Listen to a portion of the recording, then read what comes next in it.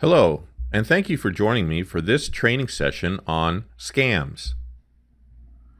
There's a variety of scams out there, and undoubtedly you've seen your fair share. They take the form of text messages or over the airwaves. They may come on internet ads, pop-ups. It could come in the form of something posted on social media. It could be an offer that comes over the fax machine offering free trips or other free items, or offers that seem too good to be true. In some cases, you may get an email from an unknown sender that has an attachment or a zip file.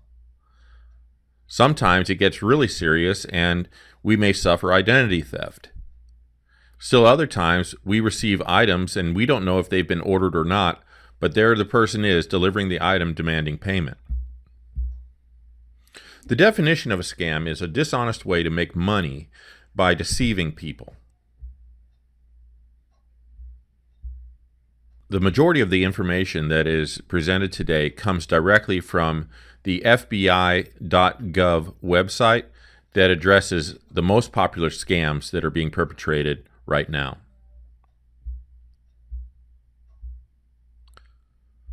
Let's first talk about telemarketing fraud. When you send money to people you do not know personally or give personal or financial information to unknown callers, you increase your chances of becoming a victim of telemarketing fraud. Now, sometimes you might get a call from somebody and they make you think that they're some sort of bill collector or they're from the credit card company, and then they start asking for your personal information. Now think about it. If they're contacting you, should they not have that personal information? And you always have the option of asking them to send you a written bill to your mailing address. Never offer your personal information to somebody calling on the phone. Here are some warning signs of telemarketing fraud and what a caller may tell you. You must act now or the offer won't be good. High pressure sales tactics on the phone are an indicator of fraud. You've won a free gift, vacation, or prize, but you have to pay for postage and handling or other charges. You must send money, give a credit card or bank account number, or have a check picked up by courier. You may hear this before you've had a chance to consider the offer carefully. You don't need to check out this company with anyone. Think about this. If somebody's proud of their company, don't they want to share other success stories or other customers' accounts of great service or great products that they've received? The callers may say that you don't need to speak to anyone, including your family, lawyer, accountant, or the local Better Business Bureau or Consumer Protection Agency. You don't need any written information about their company or their references. This is a caution sign.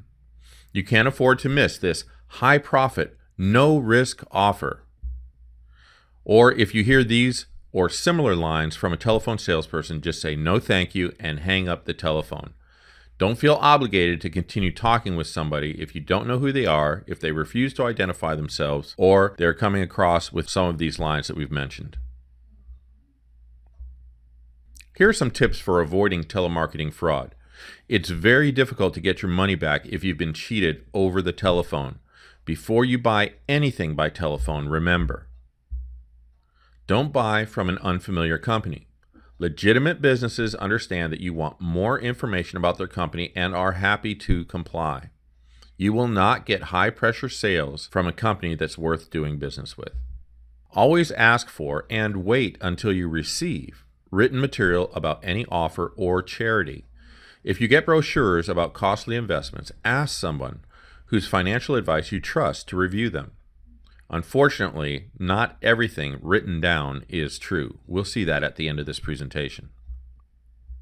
Always check out unfamiliar companies with your local Consumer Protection Agency, the Better Business Bureau, the State Attorney General, the National Fraud Information Center, or other watchdog groups. Unfortunately, not all bad businesses can be identified through these organizations. Personally, I found it helpful to simply Google. If you can see the number that is calling, if you enter that number into Google or another search engine, you may be able to uncover tips on whether it's a scam or the experiences other people have had answering calls from that number. Obtain a salesperson's name, business identity, telephone number, street address, mailing address, and business license number before you transact business. Some con artists give out false names, telephone numbers, addresses, and business license numbers. Verify the accuracy of these items. Just because they provide something doesn't necessarily mean that it's accurate or that it's truthful. Before you give any money to a charity or make an investment, find out what percentage of the money is paid in commissions and what percentage actually goes to the charity or investment. There are several websites that offer information on the portion of donations that actually go to the intended cause. Before you send money, ask yourself a simple question. What guarantee do I really have that this solicitor will use my money in the manner we agreed upon? Don't pay in advance for services. Pay services only after they are delivered. Be wary of companies that want to send a messenger to your home to pick up money, claiming it's part of their service to you. In reality, they are taking your money without leaving any trace of who they are or where they can be reached. Always take your time making a decision. Legitimate companies won't pressure you to make a snap decision. Don't pay for a free prize. If a caller tells you the payment is for taxes, he or she is violating federal law. Before you receive your next sales pitch, decide what your limits are, the kinds of financial information you will and won't give on the telephone. Be sure to talk over big investments offered by telephone salespeople with a trusted friend, family member, or financial advisor. It's never rude to wait and think about an offer. Never respond to an offer you don't understand thoroughly. Never send money or give out personal information such as credit card numbers and expiration dates, bank account numbers, dates of birth, or social security numbers to unfamiliar companies or unknown persons. A good way to ensure that you know the person is call the contact number that's on your statement, or keep a record of that number on your statement and compare it to the number of the person that is calling you. If it doesn't match, simply hang up. Be aware that your personal information is often brokered to telemarketers through third parties. If you have been victimized once, be wary of persons who call offering to help you recover your losses for a fee paid in advance. Some of you may have received emails indicating that a Nigerian prince or a person high up in the government wants to share a fortune with you. This is the Nigerian letter or 419 fraud attempt. If you receive a letter from Nigeria asking you to send personal or banking information, do not reply in any manner. Send the letter to the U.S. Secret Service, your local FBI office, or the U.S. Postal Inspection Service. You can also register a complaint with the Federal Trade Commission's Complaint Assistant. If you know someone who's corresponding in one of these schemes, encourage that person to contact the FBI or the U.S. Secret Service as soon as possible. Be skeptical of individuals representing themselves as Nigerian or foreign government officials asking for your help in placing large sums of money in overseas bank accounts. Do not believe the promise of large sums of money for your cooperation. Guard your account information carefully. Now let's talk about identity theft. Identity theft occurs when someone assumes your identity to perform a fraud or other criminal act.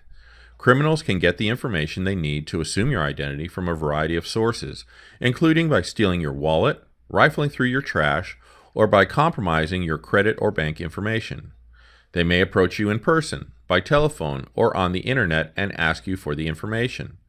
Still others will use an electronic device to gain your number electronically from a card you still have in your pocket.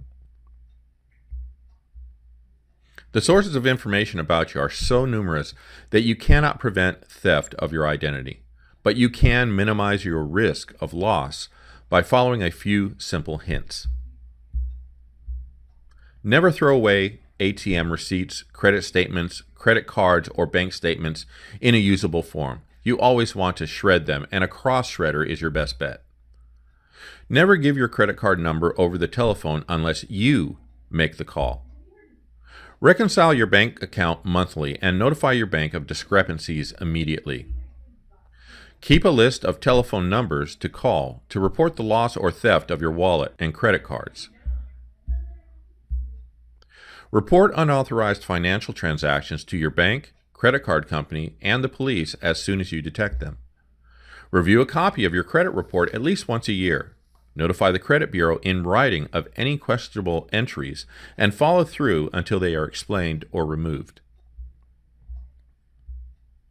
If your identity has been assumed, ask the credit bureau to print a statement to that effect in your credit report. If you know of anyone who receives mail from credit card companies or banks in the names of others, report it to local or federal law enforcement authorities.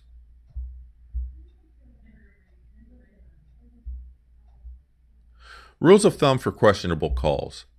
Do not commit to or agree with anything about which you are unsure. Check with your supervisor and get a clear description of who they are, first and last name, company, address, website, and phone number. And report suspicious calls directly to your supervisor.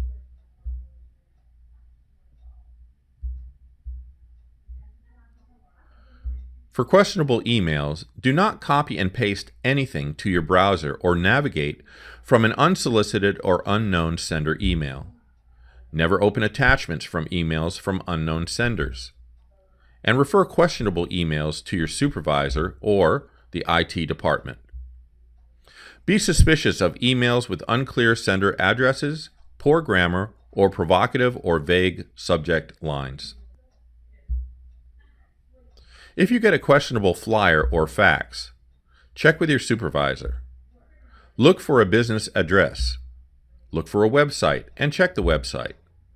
Check with the Better Business Bureau. Be suspect of offers that seem too good to be true. They probably are. Check for other customer reviews and responses. Do not believe free offers. What's wrong with this flyer that we received? Now, I don't know the company that created this flyer. They may be legitimate, but if they are, they chose a very poor format for their flyer. Let's take a look at it. What's the name of the company? You see, there is none.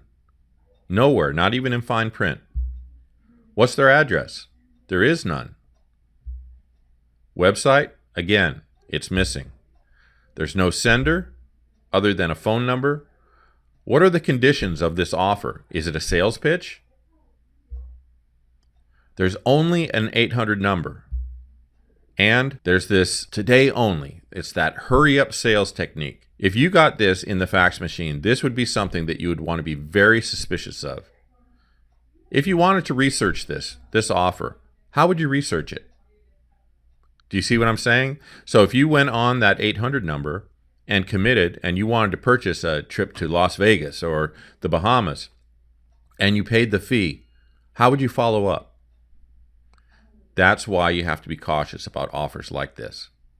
I hope this helps as you navigate through the various scams that inevitably will come our way. Be careful, check with your supervisor, and always check the sources of any offers.